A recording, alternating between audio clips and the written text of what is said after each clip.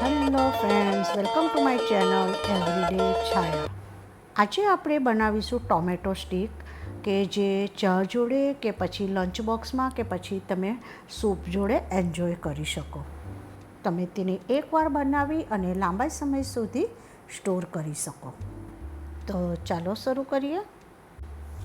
આ માટે આપણે એક મોટી કઠોળમાં થોડો રવો અને ઘઉંનો લોટને લઈ લઈશું. તમે એમાં મેંદાનો પણ ઉપયોગ કરી શકો. અને હવે આપણે થોડાક બેઝિક મસાલા કરીએ, તો એમાં આપણે મરીનો થોડો પાવડર ઉમેરી દઈશું. એવો આપણે એમાં લસણનો પાવડર ઉમેરીશું. તમારી પાસે ના હોય તો ના ઉમેરશો, ઓપ્શનલ છે. અને હવે આપણે એમાં થોડું ટેસ્ટ મુજબ મીઠું ઉમેરી લઈશું.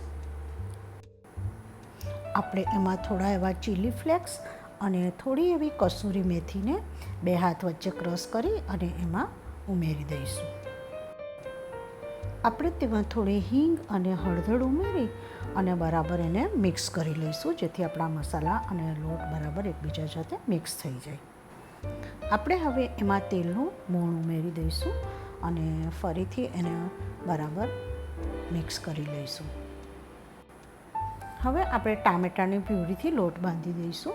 મેં નાના નાના 3 ટામેટાં લઈ લીધા હતા અને એને ધોઈ અને મિક્સરમાં બરાબર આવી રીતે એની પ્યુરી કરી લીધી હતી. તો આપણે એનાથી જ લોટ બાંધવાનો છે અને એ બરાબર મિક્સ કરતા જઈએ અને આપણે મીડિયમ સોફ્ટ એવો લોટ બાંધી દઈશું. આપણે લોટને બાંધી અને મસળી અને એને ઢાંકી અને થોડીવાર માટે રવા દઈશું.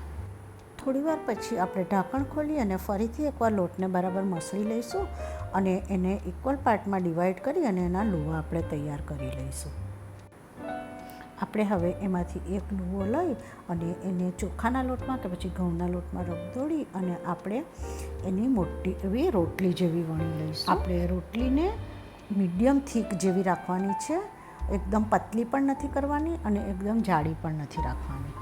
આપણે હવે નાઈફ ક્યાં તો પછી પીઝા કટર લઈ અને ચારે બાજુથી આવી રીતે રોટલીને કટ કરી અને ચોરસ જેવો ભાગ બનાવી લઈશું. અને એ કટ થયેલા પોર્શનને આપણે ફરીથી રોટલીના લોટમાં ઉમેરી લઈશું. આપણે હવે એને ઊભી આવી રીતે બતાવ્યા પ્રમાણેની પટ્ટીઓ કાપી લઈશું. અને મને પટ્ટીઓ થોડી મોટી લાગી હતી તો મેં વચ્ચેથી પણ એમાં કટ મારી લીધો છે.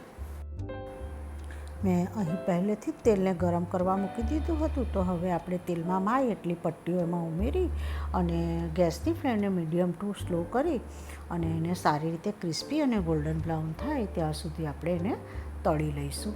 આપણી પટ્ટીઓ બરાબર તળાઈ જવા આવી છે. તો હવે એને આપણે એક કાણાવાળા વાસણમાં કાઢી લઈશું. મેં આવી રીતે થોડી પટ્ટીઓને એર ફ્રાયરમાં મૂકવા માટે તેલથી ગ્રીસ કરી લીધી છે અને આવી રીતે એર ફ્રાયરમાં એને બરાબર ગોઠવી દીધી છે. એર ફ્રાયરમાં ટેમ્પરેચર તમે સેટ કરો પછી વચ્ચેથી એકવાર એને ખોલી અને ફરીથી આપણે એકવાર એને ઉપર નીચે કરી લેવી. આપણી એર ફ્રાયરની ટોમેટો પટ્ટીઓ પણ એકદમ સરસ રીતે થઈ ગઈ છે. તો હવે આપણે એને પણ બહાર કાઢી લઈશું. આપણી તળીને બનાવેલી ટોમેટો સ્ટ્રીપ્સ અને એર ફ્રાયમાં બનાવેલી ટોમેટો સ્ટ્રીપ બંને એકદમ ક્રિસ્પી અને એકદમ સરસ થઈ છે.